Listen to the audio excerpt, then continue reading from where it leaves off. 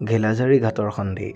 আহোম স্বৰ্গদেউ জয়ধ্বজ সিংহৰ দিনত ১৬৬২ চনত মোগল সম্ৰাট ঔৰংজেবৰ নিৰ্দেশ মৰ্মে বংগৰ সুবেদাৰ মিৰ্জু মলাই অসম আক্ৰমণ কৰে। জলস্থল উভয় পথেদি অগ্ৰসৰ হৈ আহোম সেনাক পৰাভূত কৰি ১৬৬২ চনৰ ১৭ মাৰ্চত মিৰ্জু মলাই আহোমৰ ৰাজধানী গড়গাঁও অধিকাৰ কৰি লয়। স্বৰ্গদেউ জয়ধ্বজ সিংহ পোনতে চৰাইদেউলৈ আৰু পাছত টিপাম হৈ নামৰূপলৈ পলাই যায়। কিন্তু বাৰিষা অহাত আহোম সেনাই দিনে ৰাতিয়ে আক্ৰমণ চলাই মোগল বাহিনীক ব্যতিব্যস্ত কৰি তোলে।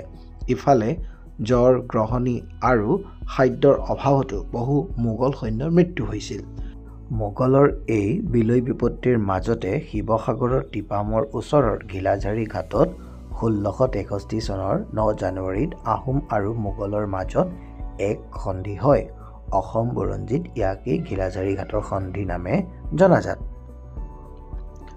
এই সন্ধিৰ চৰ্তসমূহ এনেধৰণৰ: আহোম ৰজাৰ এগৰাকী জীয়েকক দিল্লীৰ সম্ৰাটলৈ পঠিয়াব লাগিব।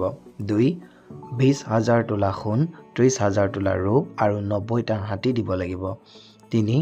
ব্ৰহ্মপুত্ৰৰ উত্তৰেৰে ভৰলী নৈৰ আৰু দক্ষিণে কলঙৰ পশ্চিমৰ ভূখণ্ড মোগলৰ অধীনত বুলি মানিব লাগিব।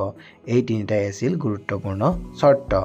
দেখাত এই সন্ধিৰ চৰ্তসমূহ আহোম ৰজাৰ বাবে অপমানজনক আছিল যদিও আহোম ৰজাই নিজৰ জীয়াৰী ৰমণী গাভৰুক মোগলৰ অন্দৰমহললৈ পঠিওৱা আৰু মিৰ্জু মলাই দাবী কৰা ধন-সোণৰ কিছু অংশ পৰিশোধ কৰাৰ বাহিৰে আন চৰ্তবোৰ চৰ্ত হৈ ৰ'ল। স্বৰ্গদেউ জয়ধ্বজ সিংহই তেওঁৰ জীয়াৰী ৰমণী গাভৰুক, প্ৰকৃতৰ নাম আছিল নাংচেং গাভৰু, ঔৰংজেবৰ তৃতীয় পুত্ৰ বংগৰ শাসনকৰ্তা মহম্মদ আজম ওৰফে আজমত-তৰালৈ বিয়া দিয়ে। বিয়াৰ পাছত ৰমণী গাভৰুৰ নাম হয় ৰহমত বানু বেগম।